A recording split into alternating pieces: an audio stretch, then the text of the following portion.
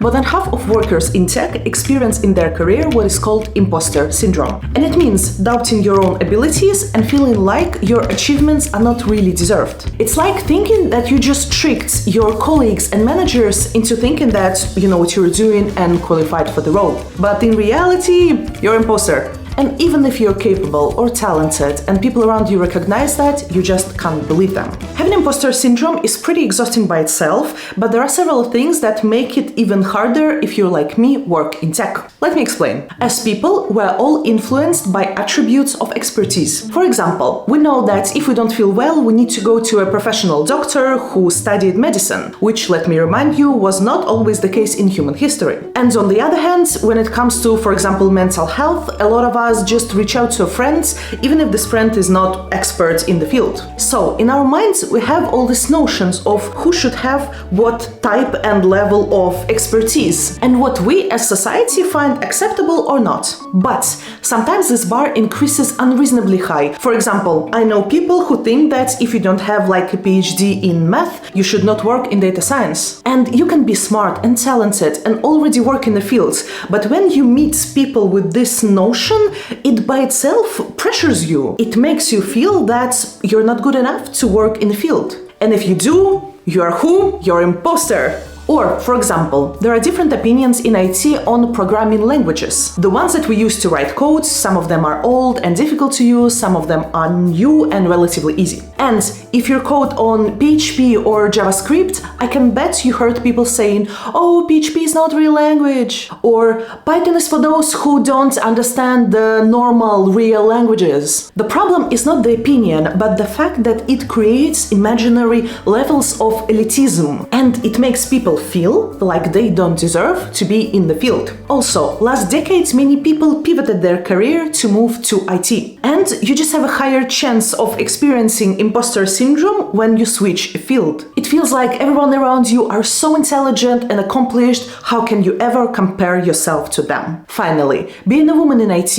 especially 10-15 years ago, kind of hammered a nail into this imposter coffin. Being the minority in the field comes with the challenges that a lot of the colleagues around you just cannot understand because they don't go through that, they don't experience what you experience. And it is very much accelerates imposter syndrome. But we will get to that later. I don't know about you, but when I started my career in IT, it was interesting. 15 years ago, it was a place where you have to be an insider. You should basically be a bearded guy in a basement. Okay, maybe 15 years ago it wasn't that dramatic, but still, it was a closed community with local humor and a strong our dude or not our dude kind of culture. Also, being a woman in IT means that most likely you don't have a role model to look up to. And all cool guys around me were men. And even if I showed a good result, it just didn't feel right. I didn't feel like I deserved it. Now, the question is how we, ordinary people, you and me, can fight imposter syndrome.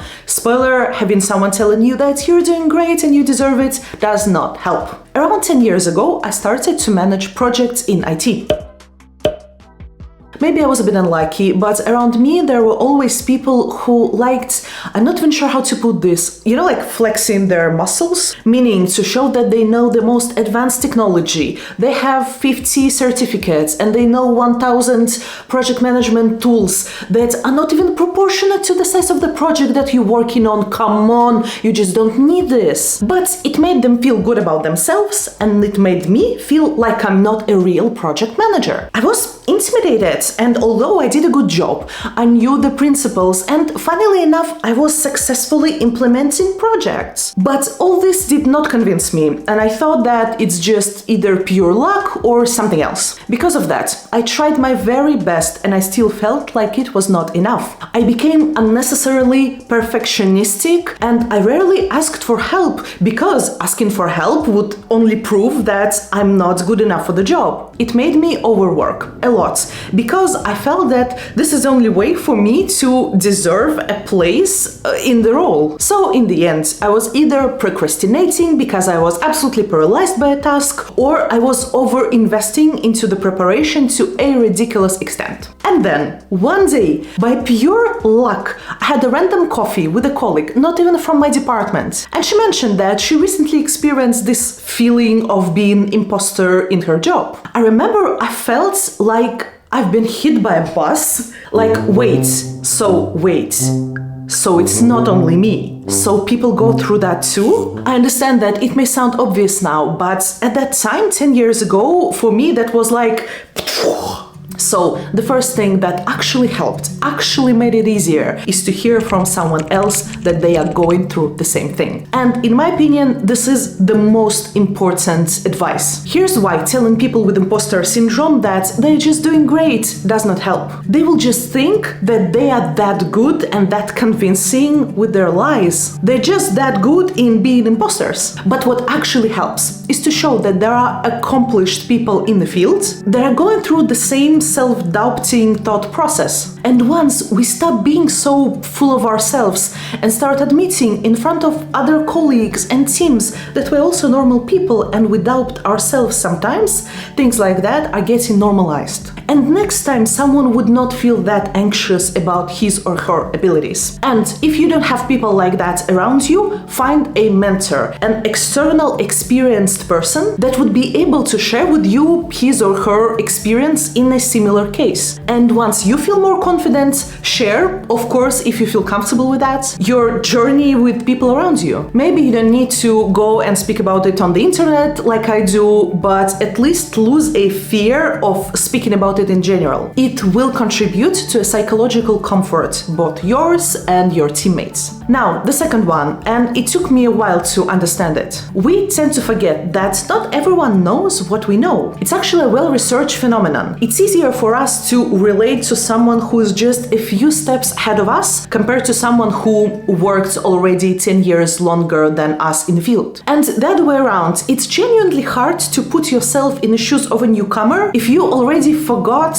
what you didn't know back then. Because of that effect, we tend to forget all the knowledge that we've accumulated and skills that we've developed. Feels like everyone has it, there is nothing special about it. And sometimes we struggle with connecting the skills that we have and the job that we actually do. It makes us think that the successful result of our job is just a pure luck, not the result of our effort, skills, and expertise. To fight that, we need to keep track of our knowledge and skills. We need to notice it. And in my opinion, there is nothing better for that than to become a mentor or buddy for someone junior in your team. It will make you systemize properly all the knowledge that you have, and with that comes the understanding of how far you've actually come, and imposter syndrome is getting weaker. Finally, I find it weirdly comforting to think about all the people who put me in this position, who approved me for my role. I think I've heard Simon Sinek talking about this as well, that there are smart, brilliant people who trusted me with this job. These are the people I respect. They know what they're doing. Me being not qualified is kind of unlikely because they all also judged me and they decided that I am qualified. So I should have trust in them even if I don't have enough trust in myself just yet. Feeling like imposter is normal, and talking about this experience is normal too. Let's do that more.